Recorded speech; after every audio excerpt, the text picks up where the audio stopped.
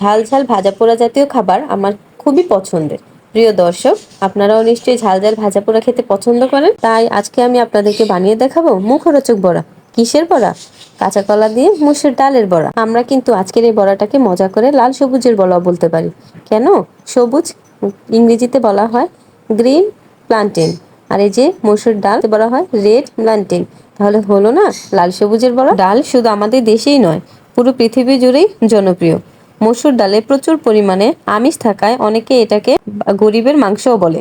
এই তো বসিয়ে দিলাম ডাল সেদ্ধ। কড়াইয়ে সেদ্ধ হচ্ছে ডাল, আর বটি দিয়ে কাটা হচ্ছে পেঁয়াজ কুচি। পকোড়া বা বড়া জাতীয় খাবারে পেঁয়াজ কুচি বেশি দিলে স্বাদটা মনে হয় একটু বেশিই বাড়ে। এবার কুচি হওয়ার পালা কাঁচামরিচের। যে যেরকম ঝাল খাবেন সে তেমন ঝাল দিয়ে নিবে। এখন বটি দিয়ে কাটা হচ্ছে, কুচি করা হচ্ছে ধনিয়া পাতা। ধনিয়া পাতা যে কোনো তরকারি সারিয়ে তোলে।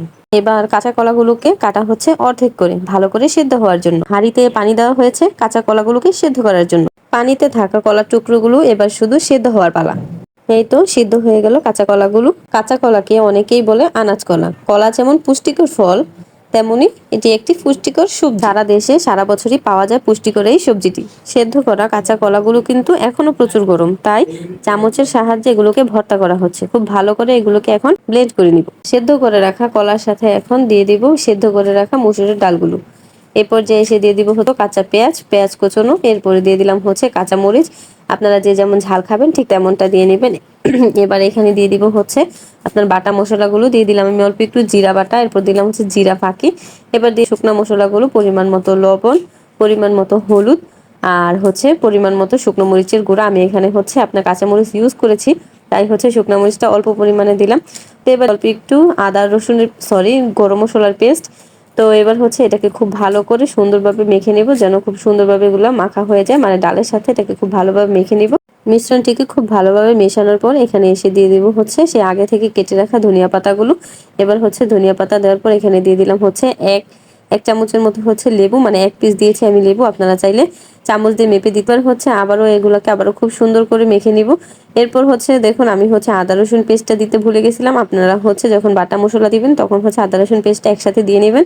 তো যাই হোক, এটা দেওয়ার পর এরপর যে একটা ডিম, মানে আমি হচ্ছে রেস্টে রেখে দিয়েছিলাম প্রায় আধা ঘন্টার মতো, মানে অন্যান্য কাজ ছিল ওই জন্য। তো এবার যখন ভাজতে চলে এসেছে এরপর যে এসে দিয়ে দিলাম হচ্ছে একটা ডিম। আপনারা অবশ্যই এই ডিমটা দেওয়ার চেষ্টা করবেন। একের পর এক মজাদার সব উপাদান আর মশলা দেখেই বুঝতে পারছেন বড়াটা খুবই মজাদার হবে। এখন হচ্ছে আসল কাজ, গরম তেলে ভাজা হচ্ছে বড়া।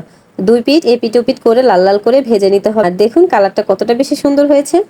বড়ার রংটা কিন্তু দারুণ হয়েছে। কি আপুরা ভাইয়ারা, এখন দেখে লোভ লাগছে তো? তাহলে যান এক্ষুনি পরিবারের সবাইকে বানিয়ে খাওয়াবেন। আর বড়াটা এত বেশি মজা হয়, মানে বল ভাষা নেই। আর আপনারা অবশ্যই এটা একবার হলো, আমার রিকোয়েস্ট আপনাদের কাছে, একবার হলো জিনিসটা বানাবেন। যদি ভালো না লাগে তাহলে আমাকে কমেন্ট করে জানাতে পারেন। আজকে রিভিউ দেওয়ার জন্য আমার কাছে একটা বড়াও বেঁচে নেই, মানে আমার পরিবারের মানুষ এত বেশি পছন্দ করে বাজার সাথে সাথেই শেষ। তো সবাই ভালো থাকবেন, সুস্থ থাকবেন, আল্লাহ হাফেজ।